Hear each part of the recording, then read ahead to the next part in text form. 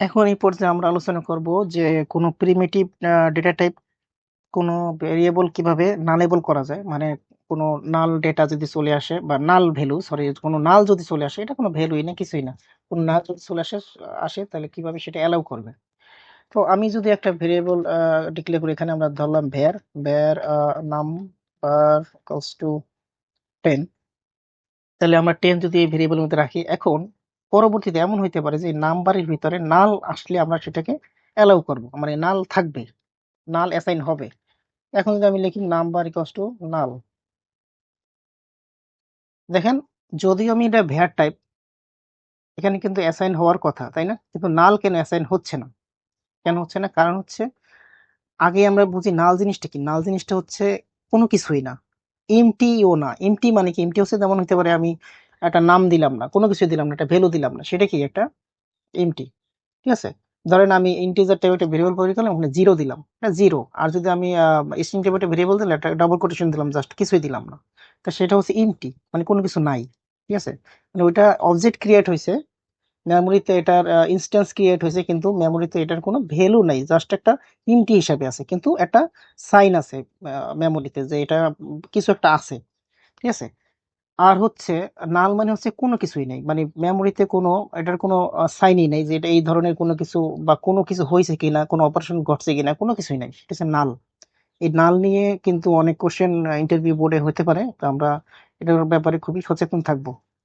এখন ব্যাপার হচ্ছে, আমাদের আলোচ্য বিষয় হচ্ছে যে আমি নাল কিভাবে একটা প্রিমিটিভ টাইপ একটা ভেরিয়েবলের মধ্যে কিভাবে নাল অ্যাসাইন করতে পারি, মানে কিভাবে এটার পারমিশন দিতে পারি। তো এই ক্ষেত্রে আমাদের এটা নাল কিন্তু এখন অ্যাসাইন হচ্ছে না, তাহলে আমরা যদি এখানে এই ভেরিয়েবলটাকে নালেবল করে দেব, যে এটা নালেবল মানে কি, নাল হতে পারে। আর নালেবল কিভাবে, কোন সাইন দিয়ে করা হয়, ডিক্লেয়ার করা হয়, একটা কোশ্চেন মার্ক। ঠিক আছে, কোশ্চেন মার্কটা হচ্ছে কি, এটা নালেবল টাইপ।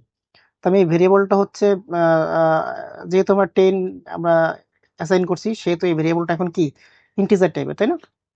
কারণ আমি প্রথমে কি করব, এখানে একটা টাইপ বলে দিব, আসলে এটা কোন টাইপের, ইন্টিজার টাইপের বলে দিলাম। বলার পরে এখন আমরা এইখানে এই ডেটা টাইপের পরে আমরা জাস্ট এটার পরে আমরা এই কোশ্চেন মার্ক চিহ্নটা দিয়ে দিব।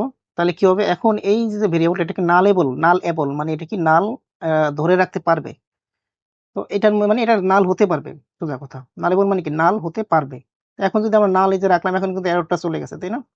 তো এইভাবে হচ্ছে আমরা প্রিমিটিভ টাইপে কি করব, নালেবল করতে পারি। এখন আমরা দেখব পরবর্তী যেটা, সেটা হচ্ছে এলবিএস অপারেটর জিনিসটা কি। এখন এটা আমি কেন করতেছি, এলবিএস অপারেটর ব্যাপারে একটু পরে বলতেছি। এখন আমরা দেখব হচ্ছে safe call operator. Safe call অপারেটরটা কি? সেভ কল অপারেটরটা এইভাবে ইউজ করা হয়, এটা হচ্ছে নালেবল। ঠিক আছে, আমি এটা ব্রেকেটে বলে দিলাম, নালেবল। আর এটা হচ্ছে safe call, save call operator. Safe call operator জিনিসটা কি, আমি যদি এখন এই নাম্বারের সাথে যোগ করতে চাই, ঠিক আছে, নাম্বারের সাথে যদি যোগ করতে চাই, কোনো কিছু, কোনো ভ্যালু যদি আমি যোগ করতে চাই, সেক্ষেত্রে আমাদের কি করতে হবে, এখন কিন্তু নাম্বারের ভিতরে নাল আছে, তাই না? আমরা জানি যে সর্বশেষ যেটা আপডেট হয় সেটাই কিন্তু ডেটাটা থাকে ভেরিয়েবলের মধ্যে। এখন আমি নাম্বারের মধ্যে নাল রাখছি, তার মানে কি, যতই আমি 10 দেই প্রথমে, সর্বশেষ যেটা আপডেট হয়েছে সেটাই কিন্তু নাম্বারের ভ্যালু এখন। ঠিক আছে, তাহলে নাম্বারের সাথে, এখন নাম্বারের মধ্যে আছে নাল, এখন নাল যদি আমি প্রিন্ট করতে চাই, তাহলে আমরা কি করবো, সরি, নাম্বারের সাথে যদি এখন কোনো সংখ্যা যোগ করতেছি, তাহলে আমরা কি করবো, নাম্বার প্লাস 5 এবং কিছু দিতে পারি, bell at equals to number plus 5, তাই না? নাম্বার প্লাস 5 দিলাম। এখন নাম্বার প্লাস 5 যদি দেই, আমাদের কিন্তু একটা এক্সেপশন থ্রো করবে, যখন আমরা অ্যাপ ডেভেলপমেন্টের কাজ করবো, তখন কিন্তু অ্যাপের ভিতরে যখন এরকম হবে, তখন একটা এক্সেপশন হতে পারে যে নালের সাথে 5 যোগ করা যায় না। ঠিক আছে, যদি কেন যায় না সেটা আমরা দেখি এখন। এখন এটা যদি আমরা প্রিন্ট করি, তাহলে কি হবে ব্যাপারটা, প্রিন্ট এলএন অ্যাট,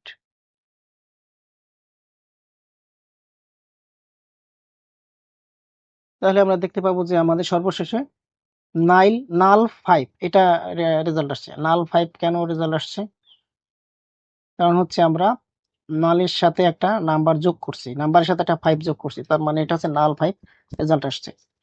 তো আমরা এটাকে আমরা এইভাবে না দিয়ে, আমরা চাচ্ছি যে এটা যদি নাল হয়, তাহলে সেটা নাল হবে, 5 যোগ করার দরকার নেই। ঠিক আছে, জাস্ট নালই হবে। তাহলে আমরা এখানে কি করব, তাহলে আমরা এখানে প্রিন্ট এলএন এর মধ্যে আমরা লিখবো নাম্বার সেভ কল অপারেটর এটা ডট প্লাস এটা নাম্বার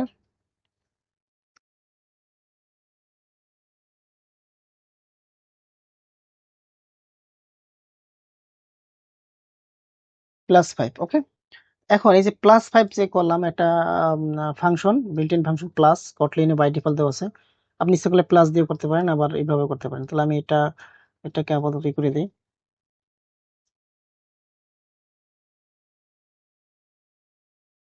তো এখন এখন কি হয় সেটা আমরা একটু দেখার ট্রাই করব।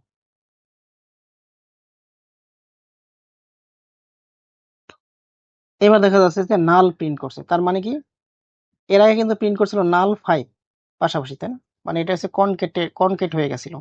এখন আমরা এখানে কেন নাল আসছে সেটা একটু বোঝার ট্রাই করি।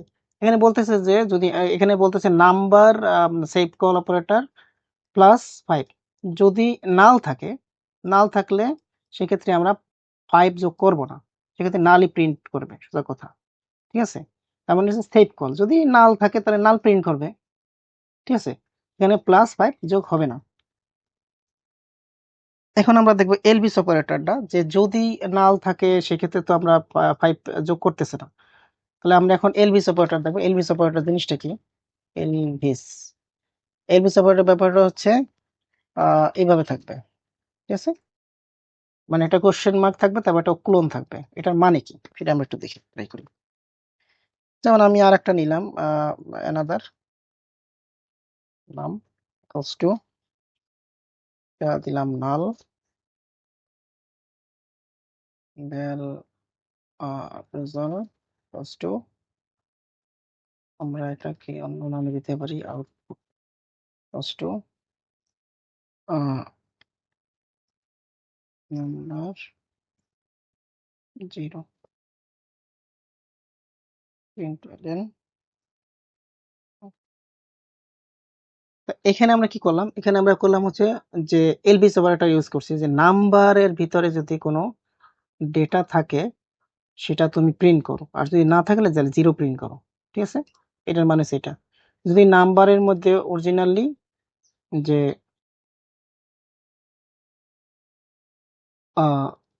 এখানে আমরা হচ্ছে অ্যানাদার নাম্বার ইউজ করবো, সরি অ্যানাদার নাম্বার।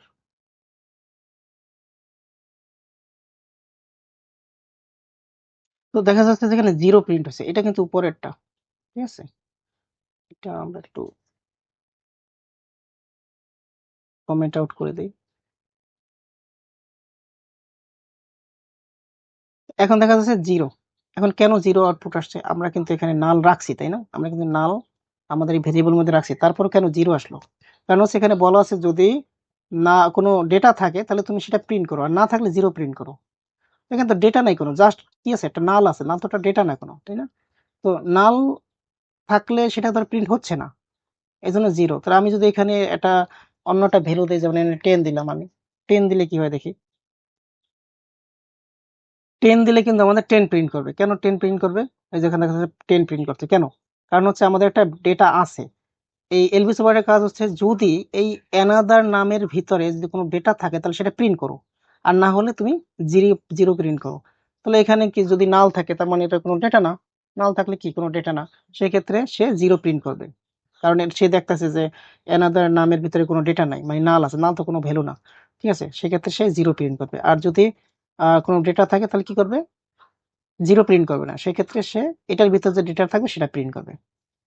ঠিক আছে, তো আজকে ডেটা ডেটা নিয়ে যেগুলো আলোচনা করছি ইনশাল্লাহ আপনারা বুঝতে পারছেন। সো আজকে এই পর্যন্ত, ধন্যবাদ।